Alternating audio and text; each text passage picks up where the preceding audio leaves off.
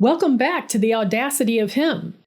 If you've ever spent more than 5 minutes breathing the high-octane air of the automotive world as a woman, you already know the drill. It's an environmental steeped in exhaust fumes and exhausted stereotypes. The gatekeeping, the condescension, the unsolicited advice from a guy who drives a clapped-out Nissan Altima but feels the burning need to explain to you, a professional, how a dual-clutch transmission works. We've all dealt with it. You go to a car meet and they assume you're someone's girlfriend. You go to a parts store and they ask you if you need help finding the wiper fluid. You buy a performance car and they ask you if your dad bought it for you. It's a relentless, grinding symphony of bruised male egos and unchecked arrogance. But every now and then, the universe serves up a moment of such exquisite, perfectly timed karma that it almost makes the constant stream of bullshit worth it. Today's story is one of those moments. It's a story about a fragile ego, a very expensive German machine, and the catastrophic mistake of judging a book by its cover. Grab a drink, settle in, take a deep breath, and let me tell you about the time a 20-something finance bro in a violently green designer tracksuit tried to flex on me in the multi-million-dollar luxury dealership that I built with my own 2 hands. It was a Tuesday afternoon, the kind of slow, quiet Tuesday where the only sound in the cavernous showroom is the faint industrial hum of the climate-controlled system and the occasional soft buffing of a microfiber cloth against carbon fiber. My name is Anna. I'm a 44-year-old, and I'm the sole owner and founder of Pinnacle Exotics. We aren't a high-volume, lot-pushing, entry-level C-Class Mercedes to middle managers. We are a boutique hypercar and exotic dealership specializing in the rare, the heavily customized, and the absurdly fast. We sell the cars that people use as the wallpaper on their phones. We sell the cars that literally stop traffic. Getting here wasn't easy. I started 10 years ago flipping salvaged BMW M3s in my tiny oil-stained driveway. I fought through sexist bank loan officers who thought I was opening a boutique clothing store, predatory wholesalers who tried to screw me on inventory, and 1,000 mechanics who thought they could overcharge me because I didn't have a Y chromosome. I bled for this business. Every square inch of polished concrete in this facility, every pane of acoustic glass, every title sitting in the vault, it's mine. Because I own the place, I wear what I want. I haven't worn a corporate suit since 2018. That Tuesday, I was wearing my standard uniform, a black Pinnacle Exotics polo, dark wash jeans, and a pair of perfectly clean white sneakers. Comfort is absolutely key when you spend 12 hours a day walking on polished concrete floors analyzing $250,000 assets. I was currently standing next to our crown jewel, a recently acquired custom-ordered Miami blue Porsche 911 GT3 RS with the Weissach package. It was an absolute masterpiece of German engineering. Naked carbon fiber hood, magnesium wheels, a rear wing big enough to serve Thanksgiving dinner on. I was obsessed with it. I was leaning slightly over the driver's side front fender. I had my reading glasses pushed up on top of my head, deeply focused. I thought I had spotted a microscopic imperfection in the clear coat, a tiny swirl mark left by a careless detailer, and I was analyzing the reflection under the harsh overhead LED arrays. That's when the heavy glass front doors chimed.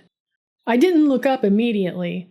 In this business, you learn to identify clients by sound before you ever see them. I heard them before the door even fully closed. The obnoxious, braying laughter that echoed unpleasantly off the high ceilings. The heavy thud of oversized, overpriced designer sneakers dragging on the floor. The unmistakable, chaotic energy of men who fundamentally believe that volume equals importance. "Bro, I'm telling you, the Huracan is weak," a voice boomed, drowning out the ambient music of the showroom. "If I'm dropping 300 grand, I want something that screams out of the fucking way. I need downforce, bro. Heavy downforce." I suppressed a heavy sigh, keeping my eyes on the Porsche's fender. Finance bros. You can spot them a mile away.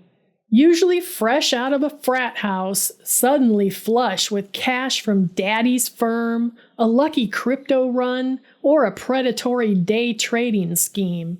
They are all fueled by a dangerous, volatile cocktail of Adderall, unearned confidence, and a profound lack of self-awareness. I finally stood up and glanced over. There were 3 of them. The leader, the one broadcasting his terrible automotive opinions, was wearing a head-to-toe, violently green Gucci tracksuit. It looked like a radioactive highlighter had vomited on him. He had a fade so sharp you could slice Wagyu beef with it, and a chunky gold watch that caught the light in a way that screamed cheap alloy.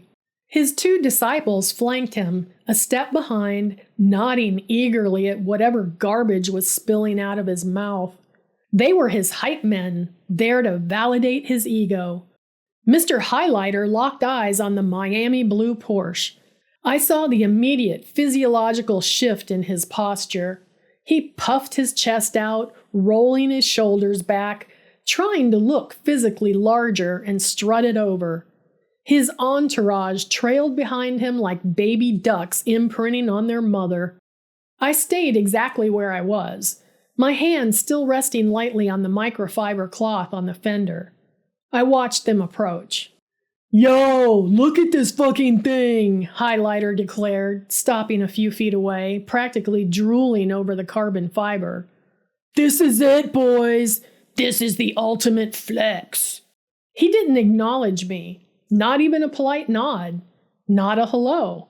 I was entirely invisible to him, just a piece of the dealership infrastructure, no different than the potted palms in the corner or the espresso machine in the lounge. "Miami blue," one of the disciples chimed in, pointing a finger, desperately trying to sound knowledgeable. "Classic colorway, bro." "Yeah, whatever," Highlighter snapped, waving his hand, already bored with his friend's input. He stepped closer, and that's when he finally turned his attention to me. Well, not to me as a human being, to my hands. "Hey, sweetheart!" The word hit the sterile air of the showroom like a wet, dirty rag. Sweetheart. I slowly straightened my posture, dropping the microfiber cloth to my side. I turned my head and met his eyes. They were flat, glassy, and swimming with unearned arrogance. "Can I help you?" I asked, keeping my voice perfectly level, a masterclass in neutral customer service. He let out a short, nasal, incredibly dismissive laugh. "Yeah, you can start by stepping the fuck away from the paint." He snapped his fingers. He literally snapped his fingers at me, aggressively pointing to my hands. "You got rings on," he sneered, looking me up and down with open disdain. "You're gonna scratch the clear coat. And I don't want my new car coming with swirl marks just because the receptionist wanted to lean on it to take a selfie for her Instagram. Back up." The sheer, unadulterated audacity of the moment hung in the air, heavy and suffocating. The 2 disciples snickered behind him, emboldened by their leader's aggressive rudeness. I felt that familiar white-hot spark of anger ignite deep in my chest. It's the rage that every woman operating in a male-dominated field knows intimately. It's a primal urge to absolutely tear into him. I wanted to ask him if he even knew what the Wysock package was, or if he just liked the shiny wheels. I wanted to quiz him on the car's curb weight. I wanted to ask him if his mother knew he spoke to a woman like a feral pig. But then a different thought occurred to me. A much, much better, infinitely more satisfying thought. Why get mad when you can financially execute them? I forced my facial muscles into a mask of polite, subservient contrition. I looked down at my hands, acting mildly horrified, then back up at him. "Oh, my apologies, sir," I said, my voice dripping with manufactured sugary sweetness. "You're absolutely right. I wasn't thinking at all. I'll just keep my distance." Highlighter scoffed, shaking his head as if he was dealing with an idiot child. "Yeah, you do that. Look, do me a favor. Stop wiping things and go find me a real salesman. Someone who actually knows the inventory and can talk numbers. I'm not here to kick tires, honey. I'm ready to drop cash today, and I don't have time to waste talking to the hired help." Cash today. I'd bet my life savings against his cheap tracksuit that he didn't have $30 of liquid cash in his pocket. "Right away, sir," I said, leaning hard into the role of the obedient secretary. "I'll go find someone who can assist you. Please, feel free to look around." I turned on my heel and walked away. I didn't look back, but as I walked down the hall, I could hear him loudly bragging to his friends about how he had to put the staff in their place to get decent service. I walked straight past the front desks and into the back management offices. My general manager, Marcus, was at his desk. Marcus is a massive, incredibly intimidating guy, a former master technician who looks like a linebacker but has the patience of a saint and an encyclopedic knowledge of high-performance engines. He was reviewing some transport manifests. "Hey," I said, leaning casually against his doorframe. "You've got a live one out there on the floor. Neon green tracksuit. Wants the GT3 RS. Marcus looked up, raising an eyebrow over his glasses. "Tracksuit? Sounds promising. What's the vibe?"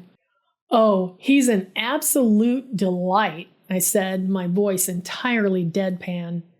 "He just told me to step away from the car so my rings wouldn't scratch it, called me sweetheart, referred to me as a selfie-taking receptionist, and demanded I fetch him a real salesman." Marcus's demeanor shifted from relaxed manager to protective older brother in a microsecond. He started to stand up, his massive shoulders squaring. "Anna, I can go throw this ass out right now. You don't have to deal with garbage like that." "No, no, no," I laughed, waving my hands to sit him back down. "Don't you dare throw him out. He said he's paying cash today. I want you to go out there and give him the full, undisputed VIP treatment." Marcus paused, looking confused. "Walk him through the specs," I instructed. "Tell him everything he wants to hear. Let him sit in it. Rev it. Get him completely hyped up.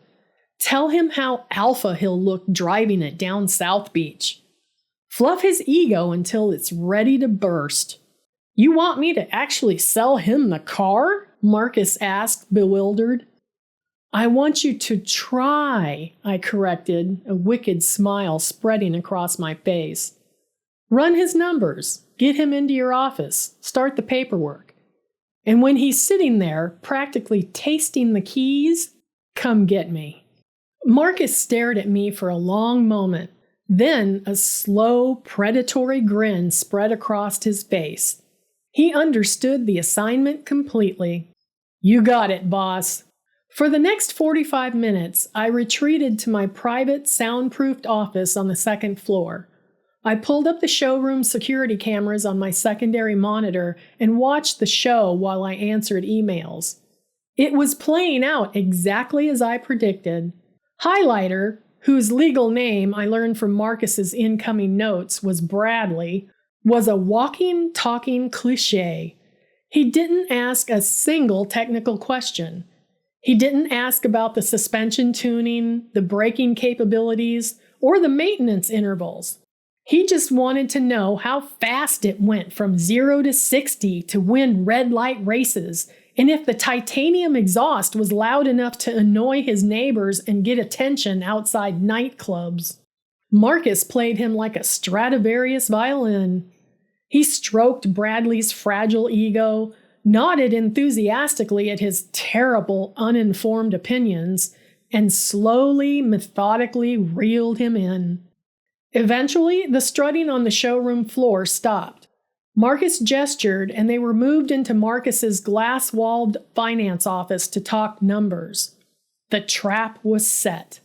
I watched the camera feed closely as Bradley's demeanor began to shift. The arrogant, swaggering cash-today buyer had, shockingly, evaporated into thin air. He was suddenly defensive. He was trying to finance. 10 minutes later, a notification popped up on my internal chat software. Marcus. Ready for you. It's worse than we thought. It's an absolute bloodbath. I smiled. A deep, highly satisfied smile. I stood up from my leather chair, smoothed down my black polo shirt, checked my reflection in the dark monitor of my computer to ensure my expression was completely unreadable, and walked out of my office. I didn't rush. I took my absolute time. I wanted him to sit in that chair and sweat. I wanted the anticipation of his new toy to build to a fever pitch. I reached the door to Marcus's office. Through the glass, I could see Bradley slumped in the client chair, looking thoroughly annoyed by the wait. His phone was out, his thumbs flying across the screen, probably texting his friends in the lobby about how much of a boss he was about to be. I turned the handle and pushed the door open. Bradley frowned deeply, recognizing me immediately. He sat up straight. "What the hell are you doing in here?" he demanded, his voice instantly returning to that grating, defensive bark. "Did you forget to bring the coffee? Because I didn't ask for any." Marcus didn't say a single word. He just pushed his chair back from the desk, folded his massive arms across his chest, and watched. I didn't answer Bradley. Not right away.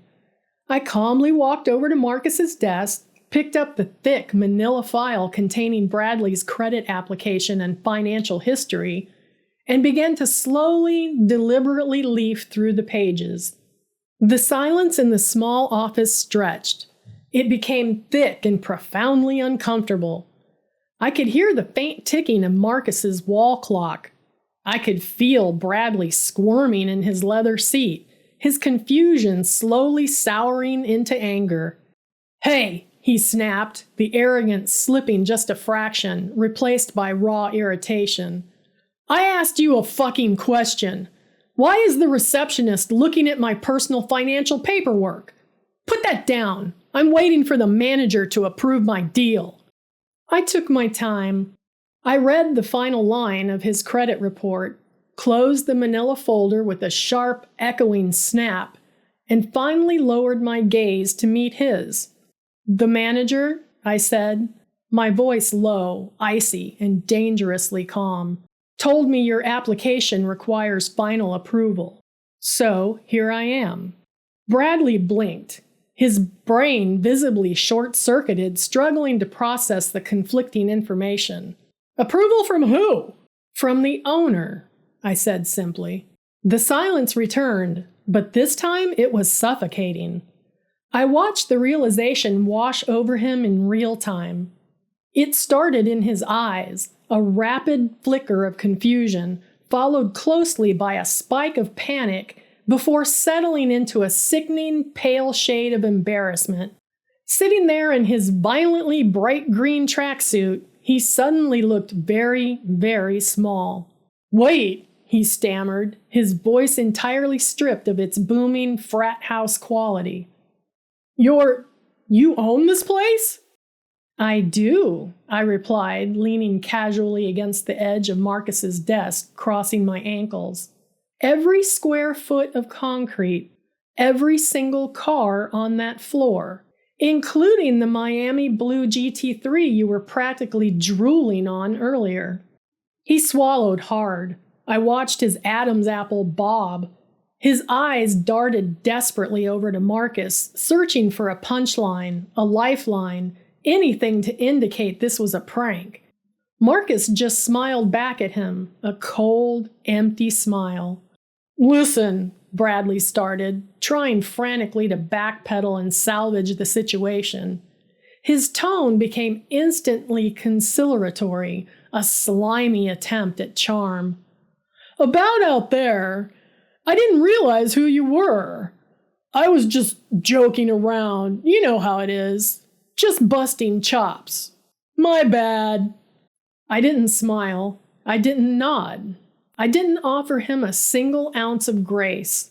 I looked at him like he was a disgusting stain on my pristine showroom floor.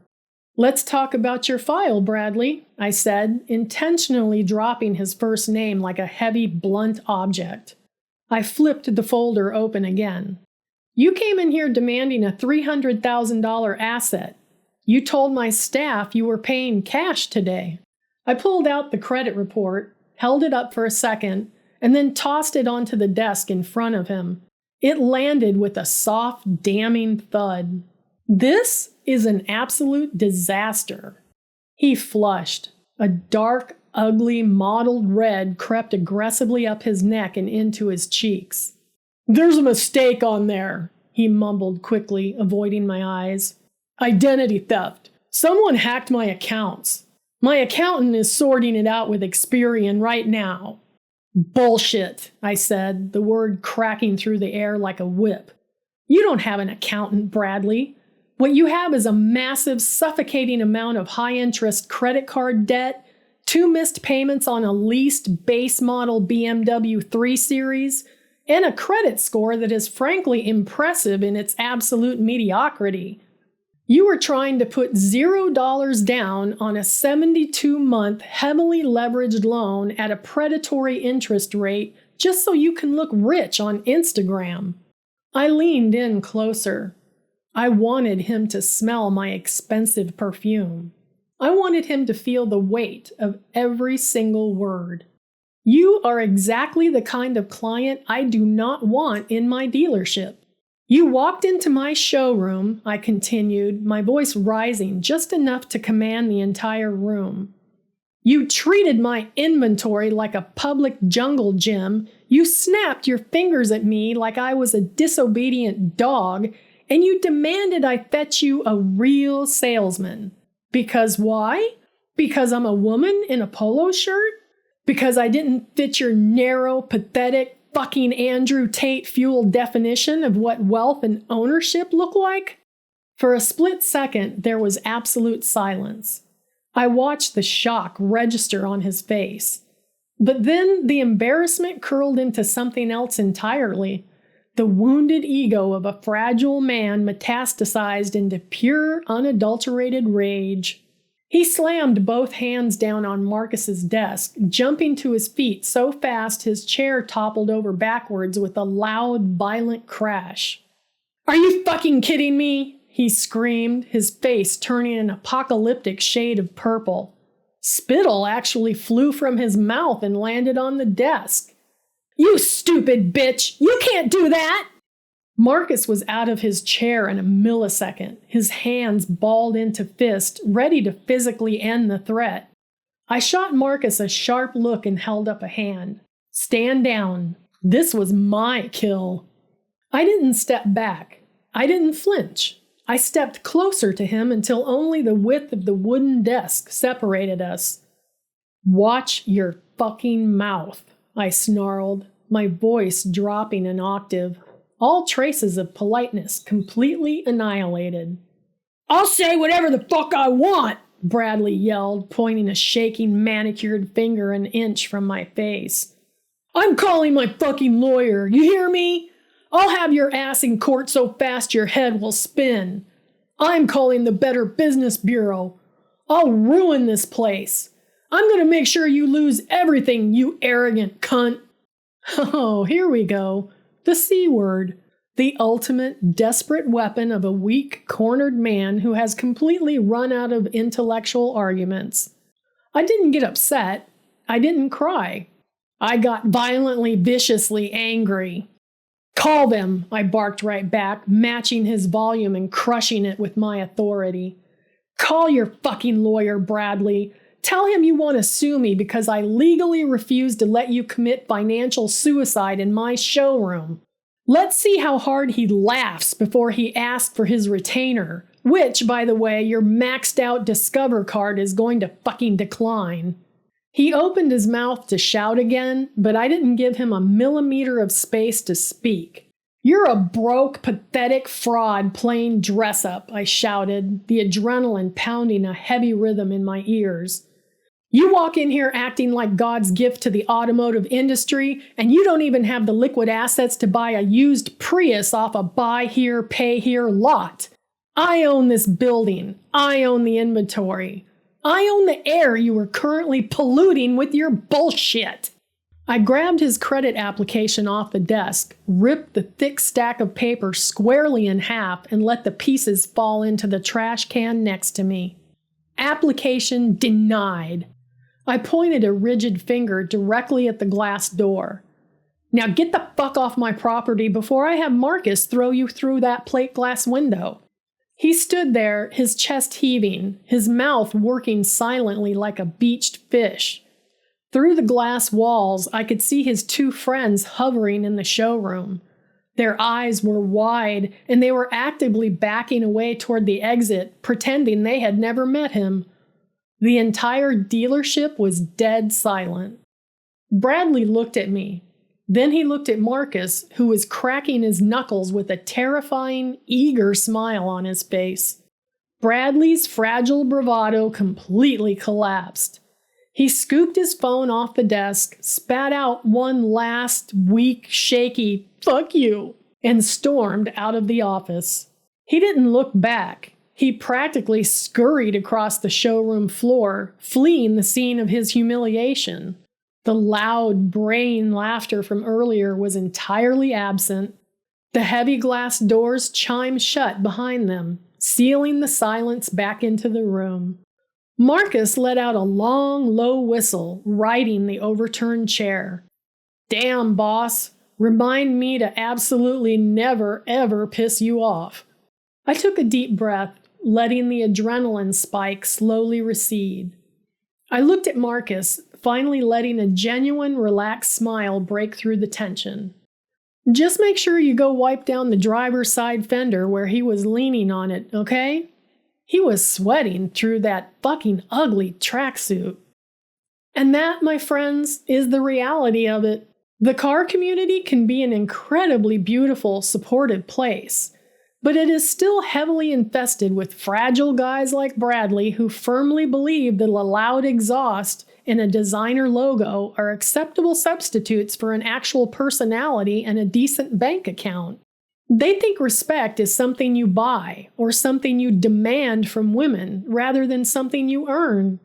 But there is a distinct, deeply satisfying pleasure in watching that illusion shatter against the brick wall of reality. The next time some guy tries to talk down to you about your own vehicle, or acts like you don't belong in the room, or questions your expertise, just remember this. True power doesn't need to shout. It doesn't need to insult people. It doesn't need a violently green tracksuit. True power just needs the absolute, unquestionable authority to look them in the eye and say, no. Thanks for tuning in. If you have your own stories of putting arrogant car bros in their place, or dealing with the absolute nightmare of showroom sexism, drop them in the comments below. I want to read every single one. Don't forget to like, subscribe, and hit the bell so you don't miss the next story. Until next time, keep driving and don't let anyone touch your paint.